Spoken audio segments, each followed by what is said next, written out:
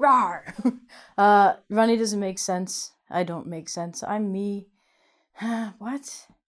Are you confused again about English?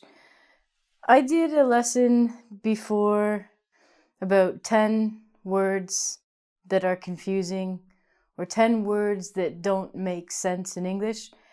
And ever since that wonderful video, there's more. There's just so many of them. I really enjoy the people commenting about the Polish language, how that's a little crazy. I'd like to go to Poland, by the way.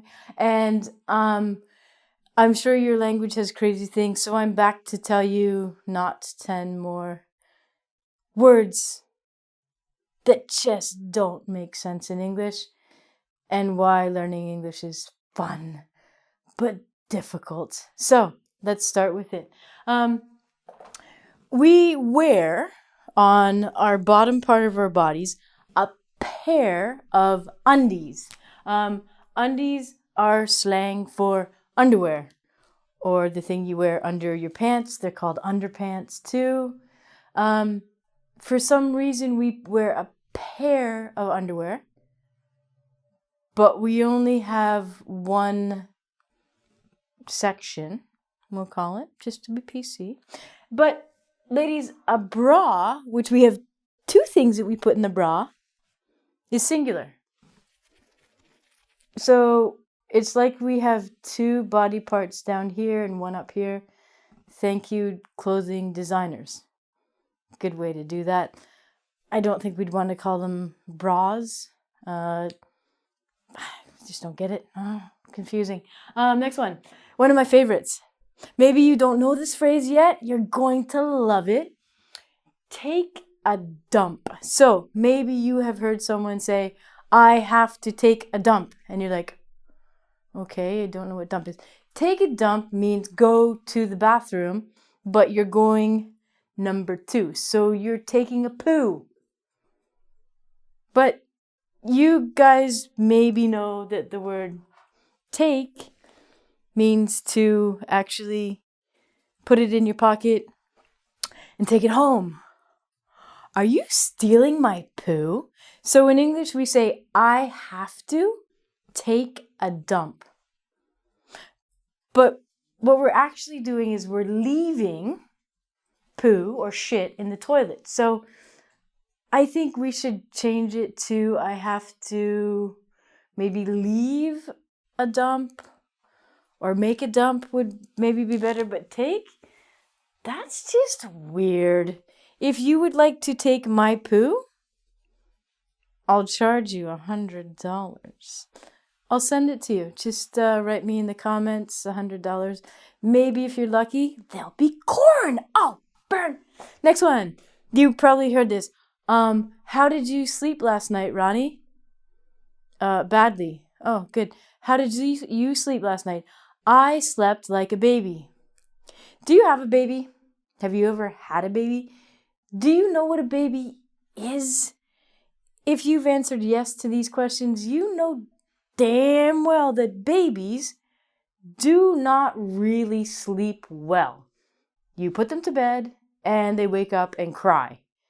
Maybe every 10 minutes, depending on the age of the baby. So, in reality, if you say, I slept like a baby, it means that you woke up in the middle of the night crying, wanting your mother. Maybe you need to change your diapers. Maybe you took a dump. Maybe you're hungry. And then you go back to sleep and then you wake up and you cry again. Sleeping like a baby is not cool. Maybe you can say, I slept like an overworked accountant or someone who works really hard all the time. A baby, not a good sleeper. This is one of my... Oh, God, I hate this one. Needless to say. So, needless to say means I do not need to tell you this. But people say, I really enjoy camping. Needless to say, I like the outdoors. So if something is needless to say, why are you saying it? We should say, I really like camping. I like the outdoors. Needless to say is just extra stuff that is unnecessary and wrong. Maybe you watch TV and maybe you are offered a free gift. Maybe your free gift is something for your baby. So, sleep like a baby means that you actually sleep really, really, really well. So, on the TV, they're going to say, okay, so if you want to sleep like a baby tonight, which means sleep really, really well, we're going to give you this free gift with your purchase. And okay, the last time I checked, if I have a gift, they're always free. Why would I pay for a gift? It's like, this is an unpaid, this is a gift you have to pay for, not a gift that's called a sale or a purchase. So again, a free gift, it doesn't make sense. It's a gift. I'm not going to pay you for a gift. If you'd like to send me a gift, I'm not going to pay you. Yeah, okay. This is awesome. Maybe you have been taught this in your English class, or someone says to you, "Can I ask you a question?" And you think, yeah, you just did. But we have been taught or programmed to say, if you ask someone, "Can I ask you a question?" it's kind of implying that you're going to ask them a question that's maybe a little bit taboo, which means not cool or a little bit strange, or a question that maybe makes them feel uncomfortable. So if someone says to you, "Can I ask you a question?" you know it's going to be kind of a strange or personal question, like, "How old are you?" But "Can I ask you a question?" you just did, because this is a question. So my favorite thing to say, "Can I ask you a question?" I say, "No." Time's up. You've done it. You've already done it. Okay. If you speak French, this might make sense to you. W. Okay. So W, two V's, double, would be a V and a V. Okay, but how do we say this letter in English? It's a W. Whoa, okay. Now, when we write sometimes, when I write W's, I actually write them with a W. Oh, I'm sneaky. But in school, when I was taught writing or printing, I was always taught down, up, that's a V, and then down and up again. Those to me are two V's together. So let's go with the French and call them double V's. No, it's a double U. U. Again, not getting it. Okay, this one, maybe you're sleeping peacefully, not like a baby. Okay, you're sleeping like a baby, and your alarm goes off. So you know that in English, off means nothing happens. Stuff is finished. But in English, it's the opposite. If your alarm goes off, it actually means that your alarm turns on. So you're saying, beep, beep, beep. Oh my God, the alarm's going off. The fire alarm goes off. It should go on.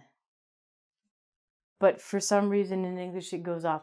So maybe it's always on and then it goes, oh, I just don't get it. So alarms in English, I think, should go on, but they go off. And what time does your alarm go on or off? So the alarm goes off and we turn it off. This is getting worse. Oh, we're almost done. Scary, scary, scary stuff right here. Okay.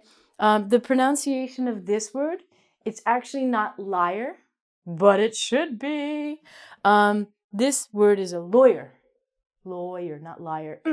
Though that's what they do. A doctor or a lawyer, they go to school, they graduate, they get some patients. And actually what they do is they practice. Okay, if I have a doctor, which I do, hi doctor, and he's practicing on me, this does not make me feel secure, okay? I think if I have a problem with my body, I don't want someone to practice about this. I want someone that knows what they're doing. So lawyers, again, they're practicing law. I guess they're practicing lying. That makes sense then. Okay, so doctors practice lying to win good money. Okay, good. So the doctor thing, I'm still not down with that. I still don't get it. So please, doctor, don't practice on me. Please just give me some health. This is fun. This is a noun when we look at it. Now, it can be a verb, but the way we're using it is a noun. So, I am right now in a building. Building implies the noun in the present continuous form that something is being done. So, a building, it's already being built. So, why is it in the present continuous or the present progressive? It should be just called a build or a built. English, will it ever stop? And last one, my favorite. Actually, I do love chicken fingers. This came from when I was a child, and that was a long time ago. One of my favorite things to eat in a pub or a restaurant are chicken fingers. Yes. And if you've never been to a restaurant that has chicken fingers, you've now got homework. Chicken fingers are not actually anything to do with chickens' feet. Chickens don't have hands to begin with. They have wings.